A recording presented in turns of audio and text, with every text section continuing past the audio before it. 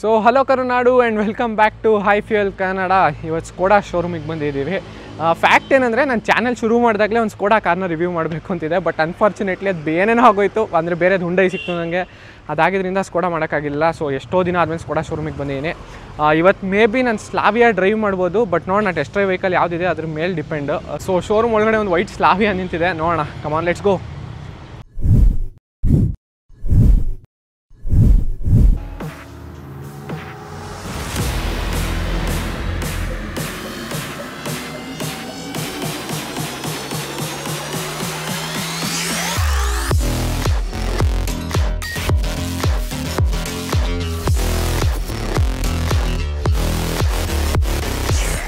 Here is the car, beautiful looking German car. ನಿಜ ಹೇಳ್ತೀನಲ್ಲ, ನಾನು first day channel open ಮಾಡಿದಾಗ ಸಿಕ್ಕಾಬಟ್ಟೆ ಕಣ್ಣಿತ್ತು ಈ ಕಾರ್ ಮೇಲೆ, ಬಟ್ ಅನ್ಫಾರ್ಚುನೇಟ್ಲಿ ಹೇಳ್ದನಲ್ಲ ಆಗಲಿಲ್ಲ. ಅವಾಗ ಥಡ್ಡಲ್ಲೇ ಒಂಥರ ಮಜಾ ಸಿಗುತ್ತೆ, ಯಾಕಂದರೆ ಜರ್ಮನ್ ವೆಹಿಕಲ್ಸ್ ಅಲ್ವಾ. ಬಟ್ ಏನೇ ಆದರೂ ನೀವು 20 lakhs ಪೇ ಮಾಡಿ 25 lakhs ಪೇ ಮಾಡಿ ಬೇರೆ ಬ್ರ್ಯಾಂಡಲ್ಲಿ, ಈ ಥಡ್ಡು ನಿಮಗೆ ಗ್ಯಾರಂಟಿ ಸಿಗೋಲ್ಲ. ಸೊ ಈ ಸ್ಕೋಡಾ, ಆಡಿ, ಫೋಕ್ಸ್ವ್ಯಾಗನ್ ಇರುತ್ತಲ್ಲ, ಅವ್ರಿಗೆ ಗೊತ್ತಿರುತ್ತೆ ಯಾವ ಥರ ಬಿಲ್ಡ್ ಕ್ವಾಲಿಟಿ ಇರುತ್ತೆ ಈ ಕಾರಲ್ಲಿ ಅಂತ. ಅಲ್ಲಿ ಪುಷ್ ಸ್ಟಾರ್ಟ್ ಬಟನ್ ಇದ್ಮೇಲೂ ಕೀಯಾಗಿ ಕೊಟ್ಟಿದ್ದಾನೆ. ಓಹ್, ಮೇ ಬಿ ಅದೇ ಅಕಸ್ಮಾತ್ ಏನಾದ್ರು ಶೆಲ್ ಏನಾದ್ರು ವೀಕ್ ಆಯಿತು ಅಂದರೆ ಇಲ್ಲಿ ಹಾಕ್ಬಿಟ್ಟು ಓಪನ್ ಮಾಡ್ಬೋದು ಅನಿಸುತ್ತೆ. So that's why it's given. Key car ಒಳಗಡೆ ಇರಲೇಬೇಕಿಲ್ದರೆ ಸ್ಟಾರ್ಟ್ ಆಗಲ್ಲ. ಸೊ ಈಗ ನೀವು ಓವರ್ಟೇಕ್ ಏನಾದ್ರು ಮಾಡಬೇಕಂದ್ರೆ ಪ್ಯಾಡಲ್ ಶಿಫ್ಟರ್ಸಲ್ಲಿ 1 2 -2 ಗೇರ್ ಕಮ್ಮಿ ಮಾಡ್ಕೊಂಡು ಈಗ ನೋಡಿ. ಆ್ಯಂಡ್ ಇನ್ನೊಂದೇನೆಂದರೆ ಈ ಕಾರಲ್ಲಿ ನನಗೆ ಇಷ್ಟ ಆಗಿದ್ದು ತೋರಿಸ್ತೀನಿ ಬನ್ನಿ ಇಲ್ಲಿ. ಸೊ ಈಗ ಹೊಸದಾಗಿ ಆ್ಯಡ್ ಮಾಡಿರೋದು ಇದು ನೋಡಿ, ಇಲ್ಲಿ ತೋರಿಸ್ತೀನಿ. ಸ್ಪೇರ್ ವೀಲಲ್ಲಿ ಯೂಶಲಿ ಒಳಗಡೆ ಸ್ಪೇಸ್ ಇರುತ್ತಲ್ಲ, ಅಲ್ಲಿ ನಿಮಗೆ ಜಾಕ್ ಅಥವಾ ಏನಾದರೂ ನಿಮಗೆ ಟೈರ್ ಚೇಂಜ್ ಮಾಡೋಕ್ಕೆ ಟೂಲ್ಸ್ ಕೊಟ್ಟಿರ್ತಾರೆ. ಬಟ್ ಇದರಲ್ಲಿ ಸಬ್ವೂಫರ್ ಇದೆ. ಸೊ ಸೌಂಡ್ ಎಕ್ಸ್ಪೀರಿಯನ್ಸ್ ಮಾತ್ರ ಕ್ರೇಜಿಯಾಗಿದೆ ಕಾರಲ್ಲಿ. ಆ್ಯಂಡ್ ಇನ್ನೊಂದು ಮಜಾ ಏನಂದರೆ ಇಂಟೀರಿಯರ್ಸ್ ಏನು ನೋಡ್ತಾ ಇದ್ದೀರಾ, ಸೇಮ್ ಟು ಸೇಮ್ ಮಿನಿ ಆಕ್ಟಾವಿಯಾ ಥರ ಇದೆ. 2 ಸ್ಪೋಕ್ ಸ್ಟೇರಿಂಗ್ ವೀಲ್ ಇದೆ. ಬಟ್ ಏನಂದರೆ ಬೇಸಿಕ್ ವೇರಿಯಂಟಲ್ಲೂ ಇದೆ ಥರ ಆಲ್ಮೋಸ್ಟ್. ಏನು ಟಚ್ ಸ್ಕ್ರೀನ್ ಇನ್ಫೋಟೈನ್ಮೆಂಟ್ ಸಿಸ್ಟಮ್ ಇರುತ್ತೆ ಅದೊಂದು ಚಿಕ್ಕದು. ಬಟ್ ಅದ್ರ ಪ್ರೈಸಿಂಗ್ ನಿಮಗೆ 14,60,000 ಆನ್ ರೋಡಿಗೆ ಸಿಕ್ಬಿಡುತ್ತೆ. ಸೊ ನಿಮ್ಮ ಲಕ್ ಏನಾದರೂ ಚೆನ್ನಾಗಿದೆ ಅನ್ನಂಗಿದ್ರೆ ನಮ್ಮ ಮೈಸೂರು ಪ್ಯಾಲೇಸ್ ಕೊಡೋದಲ್ಲಿ 2023 ಅಂದರೆ 2023 ಮಾಡಲ್ದು ಸ್ಟಾಕ್ ಇದೆಯಂತೆ. ಸೊ ಅದ್ರ ಮೇಲೆ ಆಲ್ಮೋಸ್ಟ್ ನಿಮಗೆ 1.5 lakh ಡಿಸ್ಕೌಂಟ್ ಸಿಗ್ತಾ ಇದೆ. ನಿಮ್ಮ ಲಕ್ ಚೆನ್ನಾಗಿದ್ರೆ ಕಾಂಟ್ಯಾಕ್ಟ್ ಮಾಡಿ ನೋಡಿ, you may get a good car. So Skoda ಶೋರೂಮಿಗೆ ಬಂದು ಟೆಸ್ಟ್ ಡ್ರೈವ್ ತೊಗೊಳ್ದೇ ಇದ್ರೆ ನನ್ನಷ್ಟು ಫೂಲಿಶ್ ಪರ್ಸನ್ ಇನ್ನೊಬ್ಬ ಇರಲ್ಲ. ಸೊ ಆದಷ್ಟು ಬೇಗ ಈ ಕಾರ್ನ ತೊಗೊಂಡು ಡ್ರೈವ್ ಮಾಡೋಣ ನಡೀರಿ.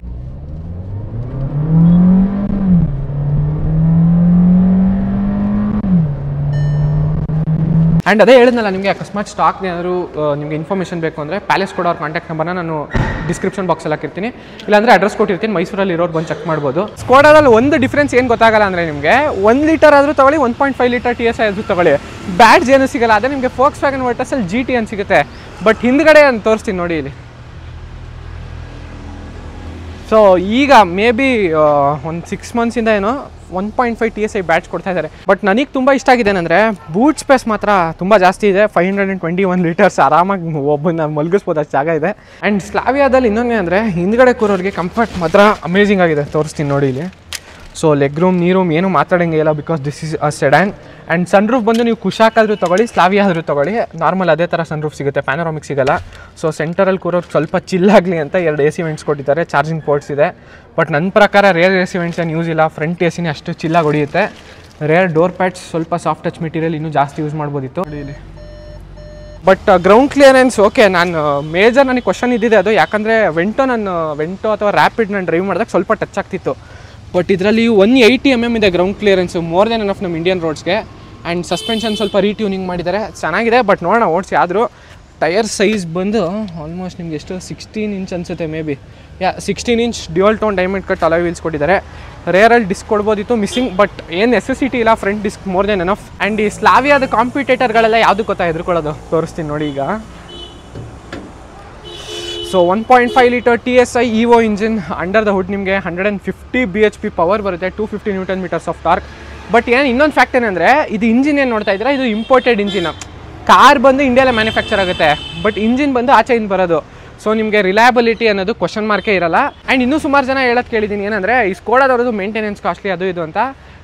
ಈಗ ಮಾರುತಿ ಸುಜುಕಿ ಇಲ್ಲ ಹುಂಡೈ ಪರ್ಚೇಸ್ ಮಾಡ್ತೀರಾ ಅಂದ್ಕೊಳ್ಳಿ, ನಿಮಗೆ ಅಪ್ರಾಕ್ಸಿಮೇಟ್ಲಿ 10,000 ನೀವು ಸರ್ವಿಸಿಗೆ ಬಿಡಬೇಕು.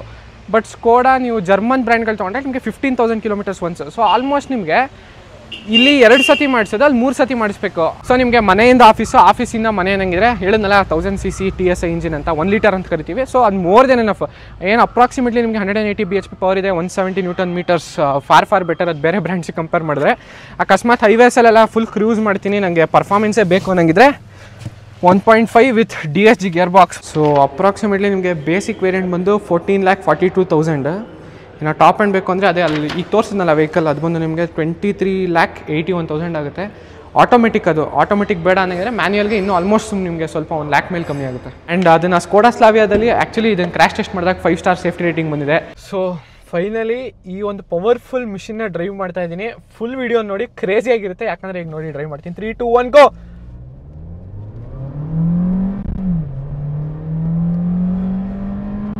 ಪರ್ಫಾರ್ಮೆನ್ಸ್ ಮಾತ್ರ ನೆಕ್ಸ್ಟ್ ಲೆವೆಲ್ ಇದೆ. German dynamics, German handling, German safety 3 mix ಆಗಿದೆಯಲ್ಲ ಈ ಕಾರಲ್ಲಿ. Amazing fun.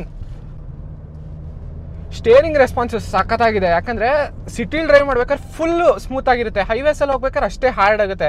ಸಸ್ಪೆನ್ಷನ್ ಚೆನ್ನಾಗಿದೆ, ಬಟ್ ಸಿಟಿಲಿ ಸ್ವಲ್ಪ ಸಾಫ್ಟ್ ಮಾಡ್ಬೋದಿತ್ತು, ಯಾಕಂದರೆ ಪಾಟೋಲ್ಸ್ ಎಲ್ಲ ಸಿಕ್ಕಿದ್ರೆ ಸ್ವಲ್ಪ ಎಫೆಕ್ಟಾಗಿ ಒಳಗಡೆ ಹೊಡೆಯುತ್ತೆ.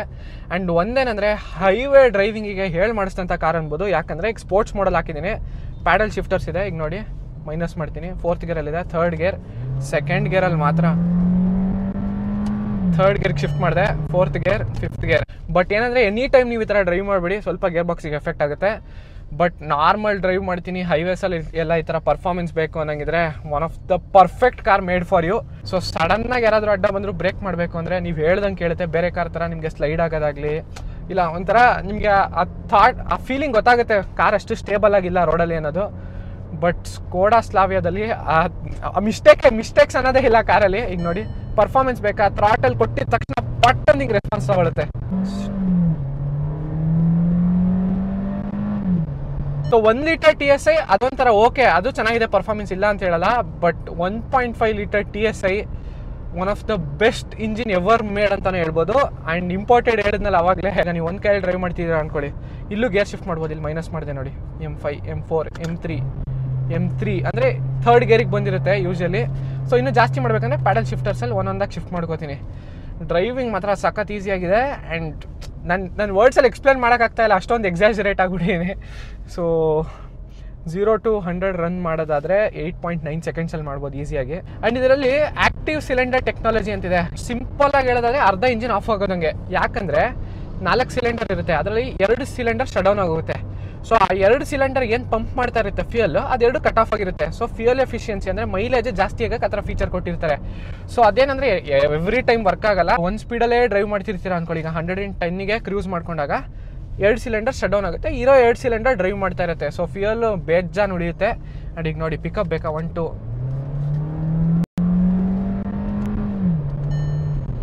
ಕಾರ್ ಬಗ್ಗೆ ಏನು ಮಾತಾಡಂಗೆ ಇಲ್ಲ, ಹಂಗಿದೆ.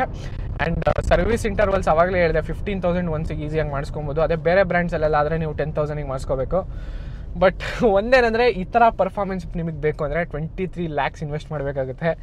ನನಗೆ ಸ್ವಲ್ಪ ಓಕೆ ಓವರ್ ಪ್ರೈಸಿಂಗ್ ಅನ್ನಿಸ್ತು, ಬಟ್ ಡ್ರೈವ್ ಮಾಡಿದ್ಮೇಲೆ ನಂಗೆ ಕಂಪ್ಲೀಟ್ ಫೀಲಿಂಗ್ ಹೊಟ್ಟೋಯ್ತು. ನನಗೆ 20 lakhs ಒಳ್ಳೆ ಮಜಾ ಬರೋ ಕಾರ್ ಬೇಕು ಅನ್ನಂಗಿದ್ರೆ Skoda Slavia is made for you. ಪುನಃ 5th ಗೇರಲ್ಲಿದೆ, 3rd ಗೇರಿಗೆ ತೊಗೊಂಡೆ. Mind blowing performance in this car. ಮುಂದೇನಂದ್ರೆ ಈ ಕಾರ್ನ ಓಡಿಸಿ ನಾನು ಸುಸ್ತಾಗ್ಬೋದು, ಬಟ್ ಕಾರಲ್ಲಿ 1 ಇಂಚ್ ಏನು ಅಲ್ಲಾಡಲ್ಲ. ಏನು 1000 kilometers ಕಾನ್ಸ್ಟೆಂಟ್ ಆಗಿ ಡ್ರೈವ್ ಮಾಡಿದ್ರು ನನ್ನ ಪ್ರಕಾರ ಈ ಕಾರಲ್ಲಿ ಒಂದು ನಟ್ಟು ಬೋಲ್ಟು ಅಲ್ಲಾಡಿರಲ್ಲ. ಆ ಕಾನ್ಫಿಡೆನ್ಸ್ ಅಂತೂ ನನಗಿದೆ. ನೋಡಿ 7th ಗೇರ್ಗೆ ಶಿಫ್ಟ್ ಮಾಡ್ತೀನಿ, M7 ಇದೆ. ಏನು ಸ್ಮೂತ್ ರಿಫೈನ್ಮೆಂಟು ಸಖತ್ತಾಗಿದೆ. ಸೊ ಒಬ್ಬೊಬ್ರು ಏನಂತಾರೆ ಸ್ಕೋಡಾ ಫೋಕ್ಸ್ವ್ಯಾಗನಲ್ಲೆಲ್ಲ ರಿಫೈನ್ಮೆಂಟ್ ಇರಲ್ಲ, ಸೌಂಡ್ ಜಾಸ್ತಿ ನಮ್ಗೆ ಆಗಲ್ಲ ಅಂತ. 7th ಗೇರಲ್ಲಿ ಹಾಕಿದ್ದೀನಿ. 2 ಸಿಲಿಂಡರ್ ಮೋಡ್ ಆನ್ ಆಗಿದೆ. ಏನು ಬಟರ್ ಸ್ಮೂತಾಗಿ ಹೋಗ್ತಾ ಇದೆ ಅಂದರೆ ಇಂಜಿನ್ ಆನ್ ಆಗಿದೆಯೋ ಆಫ್ ಆಗಿದೆಯೋ ಅನ್ನೋದೇ ನಿಮಗೆ ಡೌಟ್ ಆಗಿರುತ್ತೆ, ಅಷ್ಟೊಂದು ಸ್ಮೂತಾಗಿದೆ. ಸೊ ಫ್ಯೂಯಲ್ ಎಫಿಷಿಯನ್ಸಿನೂ ಈ ಥರ ಮಾಡಿದ್ರೆ ಇನ್ಕ್ರೀಸ್ ಆಗುತ್ತೆ. ಈಗ ನಾನೇನೋ ಹೇಳಿದಾಯ್ತು, ಓಕೆ, ನಿಮ್ಮ ಕಮೆಂಟು ನನಗೆ ತುಂಬಾ ಮ್ಯಾಟ್ರ್ ಆಗುತ್ತೆ. ಈ ಕಾರ್ ಬಗ್ಗೆ ಏನು ಅನ್ನಿಸ್ತು ಅನ್ನೋದನ್ನು ಕಮೆಂಟ್ ಮಾಡಿ. ನಿಜವಾಗ್ಲೂ ಒಬ್ಬೊಬ್ರು ಕಮೆಂಟ್ಗೂ ರಿಪ್ಲೈ ಮಾಡ್ತೀನಿ, ಯಾಕಂದರೆ ಆ ಲೆವೆಲ್ ಎಂತೂಸಿಯಾಸ್ಟ್ ಕಾರ್ ಇದು. ಆ್ಯಂಡ್ ಈಗ ನೋಡಿ ಸ್ಟೇರಿಂಗ್ನ ರೊಟೇಟ್ ಮಾಡ್ತಾ ಇದ್ದೀನಿ ಎಷ್ಟು ಲೈಟ್ ಇದೆ ಅಂತ.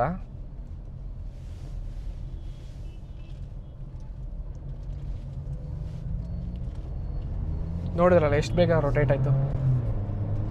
ಸೊ ಯಾರ್ಯಾರೆಲ್ಲ ಇನ್ನೂ ಈ ಕಾರ್ ಡ್ರೈವ್ ಮಾಡಿಲ್ಲ, ಒಂದ್ಸತಿ ಡ್ರೈವ್ ಮಾಡಿ, ಅವಾಗಲೇ ನಿಮಗೆ ಜರ್ಮನ್ ಇಂಜಿನಿಯರಿಂಗ್ ಏನನ್ನೋದು ಕರೆಕ್ಟಾಗಿ ಗೊತ್ತಾಗುತ್ತೆ. ಏನಾದರೂ ಮಾತಾಡ್ಬೋದು, ಫೀಚರ್ಸ್ ಇಲ್ಲ, ಏಡಾಸ್ ಇಲ್ಲ, ಅದಿಲ್ಲ ಇದಿಲ್ಲ ಅಂತ. ಬಟ್ ಒನ್ಸ್ ಈ ಕಾರಲ್ಲಿ ಬಂದು ಕೂತ್ಕೊಂಡು ಡ್ರೈವ್ ಮಾಡ್ತೀರಲ್ಲ, that time you will forget everything. ಫೀಚರ್ಸನ್ನು ನಿಮ್ಮ ತಲೆಯಿಂದ ತೆಗ್ದಾಕ್ತೀರಾ ಫಸ್ಟ್. ಸೊ ಈ ವಿಡಿಯೋ ಇಷ್ಟ ಆಗಿದ್ರೆ ಲೈಕ್ ಮಾಡಿ, ಇನ್ನು ನೆಕ್ಸ್ಟ್ ಕಾರ್ ಯಾವ್ದು ಬೇಕು ಅನ್ನೋದು ಕಮೆಂಟ್ ಮಾಡಿ. ನನ್ನ ಪ್ರಕಾರ ಇವತ್ತು ಬಂದು ನೋಡಿದಾಗ ಕೋಡಿಯಾಕ್ ತುಂಬಾ ಇಷ್ಟ ಆಯಿತು. ನೆಕ್ಸ್ಟ್ ವ್ಲಾಗಲ್ಲಿ ಅದೇ ರಿವ್ಯೂ ಮಾಡೋಣ ಅಂದ್ಕೊಂಡಿದ್ದೀನಿ. ಬಟ್ ಅದೇ ಹೇಳಿದ್ನಲ್ಲ, ವಿಡಿಯೋ ಇಷ್ಟ ಆಗಿದ್ರೆ ಲೈಕ್ ಮಾಡಿ. ಏನಾದರೂ ಡೌಟ್ಸ್ ಇದ್ರೆ ಕಮೆಂಟ್ ಸೆಕ್ಷನಲ್ಲಿ ಕಮೆಂಟ್ ಮಾಡಿ. ಆ್ಯಂಡ್ ನೆಕ್ಸ್ಟ್ ವೀಡಿಯೋಲಿ ಯಾವ ಕಾರ್ ರಿವ್ಯೂ ಮಾಡಬೇಕು ಅನ್ನೋದು ಹೇಳಿ. ನೆಕ್ಸ್ಟ್ ವೀಡಿಯೋಲಿ ಸಿಗೋಣ. ಓಕೆ ಗೈಸ್, ಬಾಯ್.